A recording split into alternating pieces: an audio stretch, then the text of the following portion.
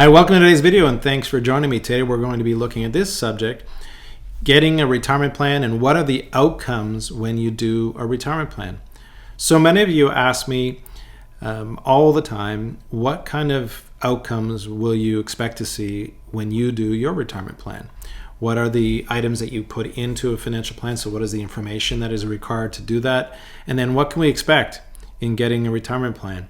And so today I'm going to share with you just a few of the big items that we go through every single plan, because all of you ask actually for these particular items in a retirement plan.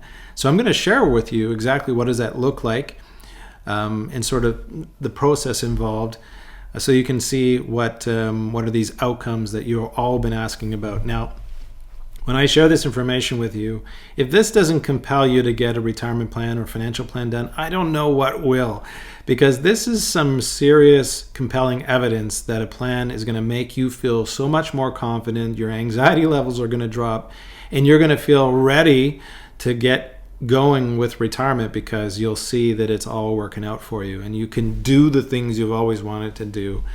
It's just waiting for you. All you have to do is pull the trigger and retire.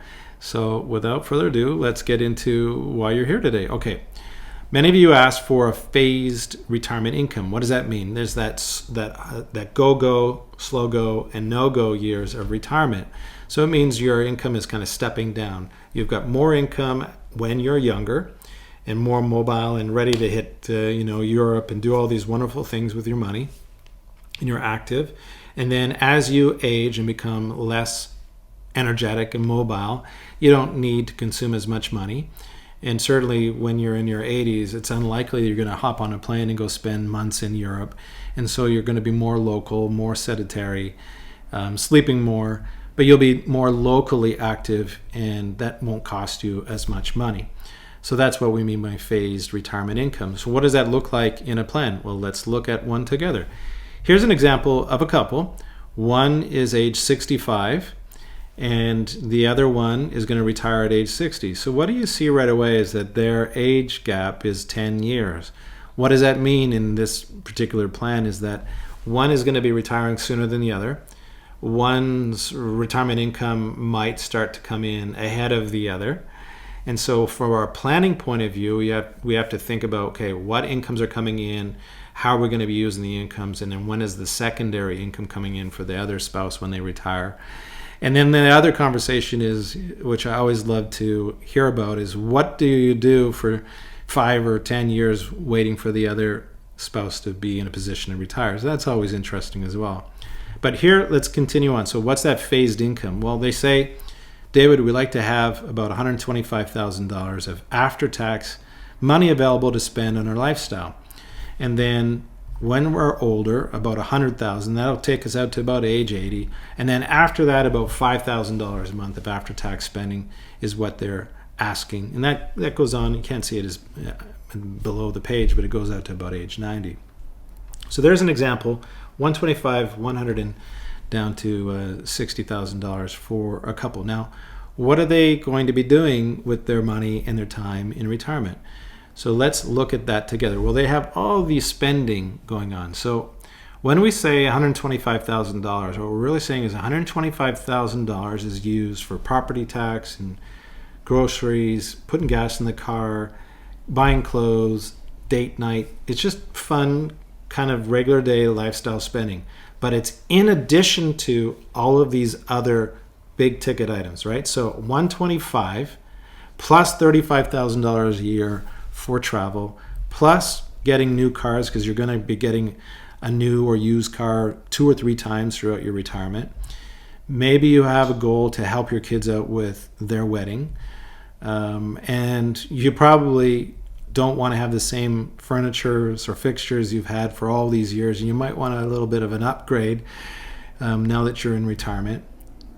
Giving some money to the kids on an annual basis to help them. Life is very expensive for new couple and starting a family. And if you're in a position where you've got extra capital, then it's great to see that money in use to help them. And so often we'll say things like, why don't you help them with some daycare, anywhere from $1,500 to $2,000 a month per child for daycare or private school, or even letting them, when they go on vacation, to help subsidize the vacation, so you can give that money to them, so you can see that money in their hands and going to good use. And then just simple things like, what does it cost to operate their homes and their car operations? So in this particular case, they're just saying, show us, spending money on property tax and heating, and separate that out for us. So it's okay. We can do that kind of thing. And then this couple says, hey, we'd like to also purchase some private health insurance to make sure we've got health and dental and vision care and drug plan. And so that's all inside of this plan. So you can see that when we're doing a financial plan, it's not just about how much money they have in retirement, but it's also about what are their spending needs. So there's some aspects of the plan that we have to nail down, right? How much money do you need? Where's the money going to go? What are these spending milestones that we're going to be examining?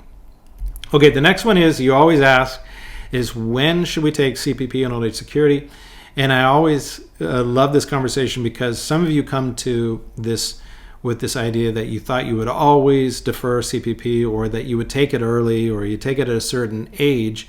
And we do the plan, we can show with you what is the mathematical answer to that. But at the end of the day, you've got to decide.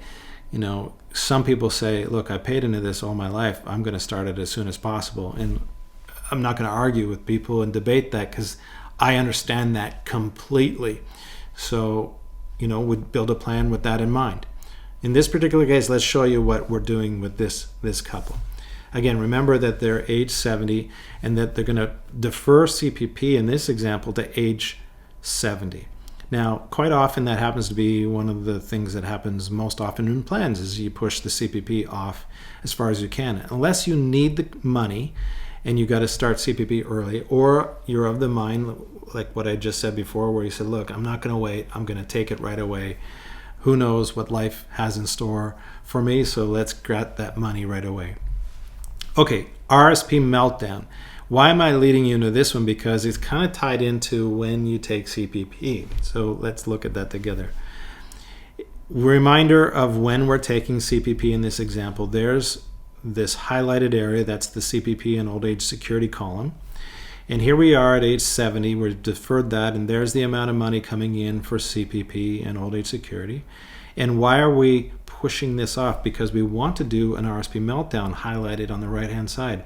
In this example, we're taking $20,000 out of one of the spouse's accounts, and we're going to withdraw that money, pay the tax, and use that money for their lifestyle, and anything else that they don't need would go into their tax-free savings account and their non-registered account.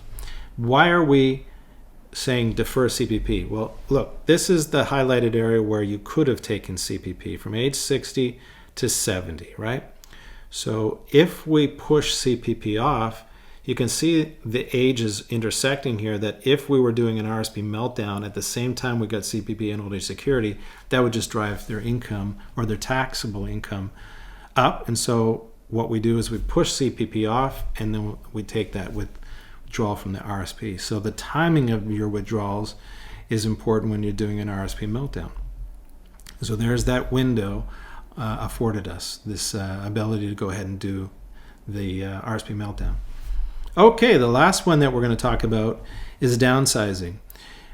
Most of the time when I'm looking at plans, you either need to do a downsizing because you're going to need the money in from that home, or it's more of a practical exercise. And so I'm going to show you the later, actually. In this case, remember, we're deferring CPP, we've done an RSP Meltdown, and the couple get to this beautiful age. Look at their home is worth now about $2.2 million at age 79. And they look at their home and they say, kids are all gone, we don't need all these extra bedrooms. I don't want to go up and down the stairs anymore. My knees and my hips are sore.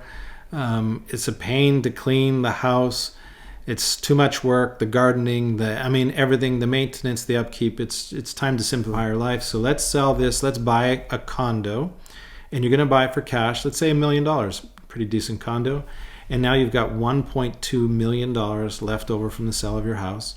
And you go, well, okay, where does that money go? Well, it gets redistributed into your non-registered account, and you fill up all of your unused TFSA room if you have room. If you don't have room, then more of it goes into your non-registered account.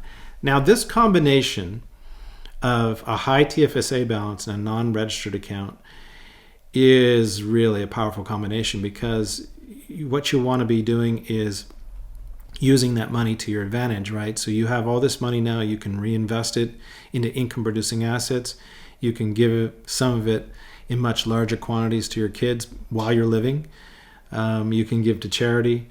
It's a powerful time of your life because you are flush with capital, and now you have some really great choices. You could do some really interesting things with that. So I have a question for you, as I do in most end of the videos, and that is, why don't you have a plan? And then what is holding you back from getting a plan done? So put your comments below. I want to hear what you have to say about this. Other people want to see if that's the same case. And I think it'll be a powerful conversation that will get started. Again, thanks for joining me in today's video. I always say that we take care of your wealth management so you can take care of what's most important to you. Again, appreciate your time in watching this video, and I look forward to seeing you in the next video. Thanks and be well.